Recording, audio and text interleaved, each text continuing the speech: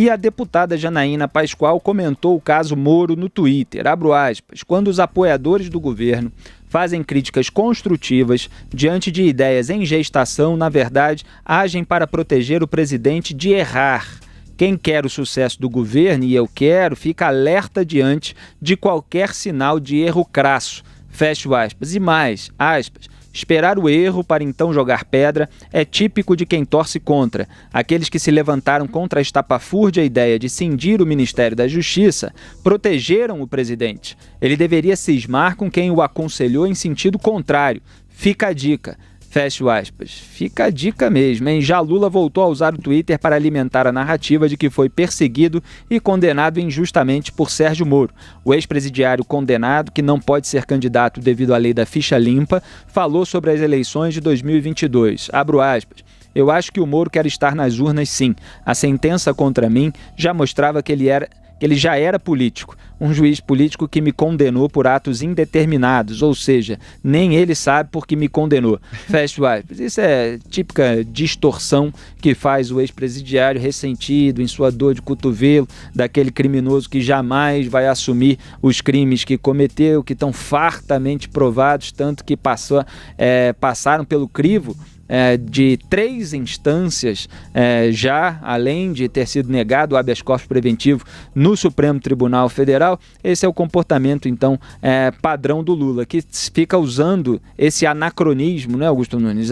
A sentença contra mim já mostrava que ele já era político. O Moro era juiz da Lava Jato em Curitiba, ele só foi convidado lá muito depois, na hora em que estava havendo ali a eleição mesmo, propriamente dita, do Bolsonaro, sem que isso tenha contaminado qualquer decisão anterior dele, apesar de todo o festival que os petistas fazem a respeito desse assunto. Agora, a Janaína Pascoal, Augusto Nunes, até na linha do que eu estava dizendo, é claro que eu mudaria apenas algumas palavras para ampliar justamente. Acho que nem todo mundo precisa ser apoiador do governo para fazer críticas construtivas e para impedir que o presidente erre, mas ela tem sido muitas vezes, como a gente aponta aqui, um oásis de sensatez no meio de tanta gente que ou bajula ou demoniza. Tem razão. Começando pelo fim, pelo Lula. O Lula, esse discurso aí já cansou, né? Será que ele não percebe, ninguém avisa? Tá aí. Olha no que dá a ausência de críticas. Ninguém tem coragem de dizer ao Lula que esse discurso aqui, além de já ter ficado muito chato, aí tá ficando ridículo agora. Quer dizer, ele fala do Moro e não menciona os demais juízes que o julgaram e condenaram, todos. Ele foi condenado já por outra juíza de primeira instância, Gabriela Hart, no caso do sítio de Atibaia. Ele foi condenado pela segunda vez pelos integrantes pela turma do TRF4, e foi condenado também pelo Superior Tribunal de Justiça. Então ele é mais condenado do que qualquer um. Agora, foi perseguido pelo Sérgio Moro porque o Sérgio Moro queria ser político. Então todos os outros que o condenaram serão também. Mas Sérgio Moro tem todo o direito de ser candidato à presidência da República se quiser. Ele está com tudo em ordem, ele não entrou na lei da ficha suja, como Lula. Quem não pode é condenado. Condenado e está esperando aí os recursos. Continua corrupto e lavador de dinheiro. Pode ser chamado, ouvir esses termos aí cara a cara de alguém, não pode ficar bravo, nem processar. Não é uma acusação, é uma constatação. Então, isso mostra também que o Lula, ele não tem argumentos, né? E ficaria muito feliz se ele pudesse usar o Sérgio Moro contra o governo Bolsonaro. Coisa que não acontece porque existem pessoas como a deputada Janaína Pascoal, que é interessada em que o governo dê certo. Até porque a gente tem que torcer para que dê certo, que as coisas deem certo, porque nós estamos no mesmo país.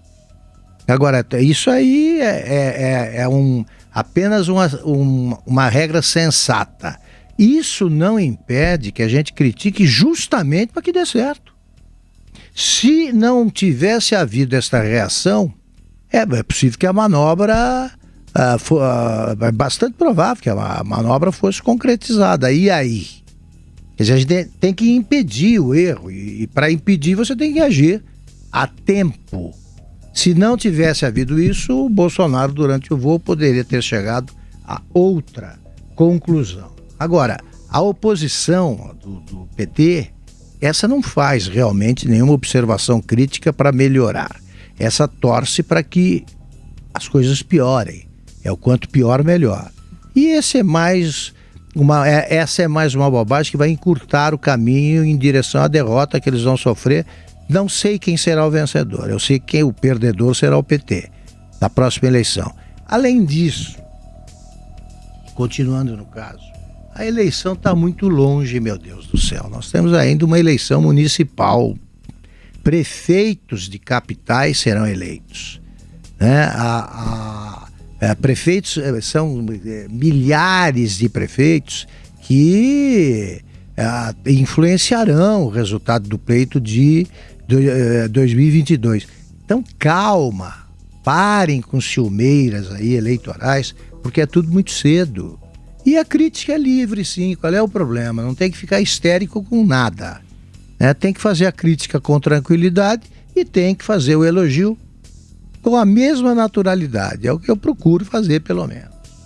E, aliás, atacar a imprensa depois de o Bolsonaro ter afirmado e reafirmado que havia o estudo da possibilidade de desmembrar o ministério é o fim da picada. O Moro é contra. Inclusive falou. O Moro deve ser contra, acho que ele até formulou assim. Então a gente inclusive mostrou o vídeo aqui. Houve uma reunião em que os secretários estaduais pediram, houve notícias de bastidor dizendo que a turma do Bolsonaro havia articulado isso antes, que não foi só uma pressão que veio dos secretários estaduais. Aí cada um acredita aí nas fontes de bastidor que quiser. Portanto, a questão estava posta e ninguém aqui nesse programa fez profecia de que o Jair Bolsonaro iria mesmo tirar o Sérgio Moro. Não, tratamos o assunto como uma possibilidade que foi declaratória. O presidente afirmou e reafirmou essa possibilidade. E o que nós criticamos foi justamente nós falamos que isso não deveria ser feito, que é o que se deve fazer justamente para impedir algo que nós consideramos na ocasião aqui, nesse ponto em acordo, e às vezes há divergências pontuais aqui nesse programa, é bom deixar claro, mas consideramos que não seria bom para o país. José Maria Trindade.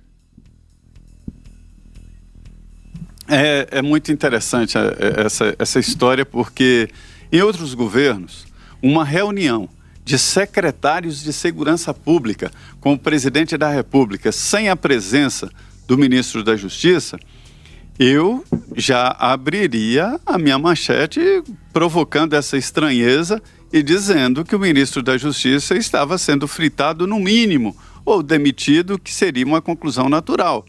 Não se pode fazer uma reunião com secretários de segurança pública sem a presença do ministro de Segurança Pública, Exatamente. De Justiça e Segurança Pública. Não foi convidado. Isso aconteceu. Muita gente diz que já estava ali meio que ensaiado esse pedido para a recriação do Ministério da Segurança Pública. A promessa seria exatamente de bolsões, de verbas, de dinheiro, né? Os estados estão querendo fazer os seus próprios investimentos. Aquela história de tirar fotografia entregando o carro de polícia e essas coisas, com dinheiro federal, né? Por outro lado, como vocês disseram aí, o presidente Jair Bolsonaro prometeu estudar. Um presidente da República não faz uma promessa dessa diante de todos. Prometeu estudar a divisão. Aí depois ele vem e dá a declaração dizendo que não prometeu ao Moro a segurança pública e sim a justiça. Quer dizer, toda essa história não foi criação da imprensa, não foi criação de alguém, foi o presidente falando, né? E é como eu te falei, a história é essa. Havia uma decisão mesmo de dividir. E foram os aliados para cima do presidente e dizer, olha, presidente, o senhor está provocando um tumulto desnecessário. A eleição está longe, a gente não sabe o que vai acontecer, e retirar agora o Sérgio Moro pode provocar aí um buraco no governo, uma dificuldade, né, política, e criar um novo líder, porque dividiria esse grupo, isso não tem dúvida. Sobre a declaração da Janaína Pascoal, é muito interessante, isso é raro em política, a gente descobrir coerência em política, porque política tende a formar grupos para dividir o poder. É assim que se faz política. Política se faz dividindo o poder, dividindo interesses. E a gente vê que a deputada Janaína não quer nada além de um bom projeto para o país e se arrisca a ser apontada como traidora, como outros que apontaram erros no governo, erros visíveis e que foram considerados traidores. Então nós estamos agora comentando aí, sabe, eu sei que vai acabar desafiando alguns, desagradando outros, mas a maioria entende do que estamos falando. Claro. Nós não estamos defendendo a volta do PT ao governo, não é nada disso, não é nada disso, mas apenas dizendo que o governo tem que continuar permeável a essas observações, não nossas, não minha, mas da Janaína Pascoal, que é de tão importante na campanha que foi convidada para ser vice-presidente. Para mim não tem importância maior, né? E de outros setores. Então esta é a realidade. Nós estamos nos orientando pela sensatez, ponto.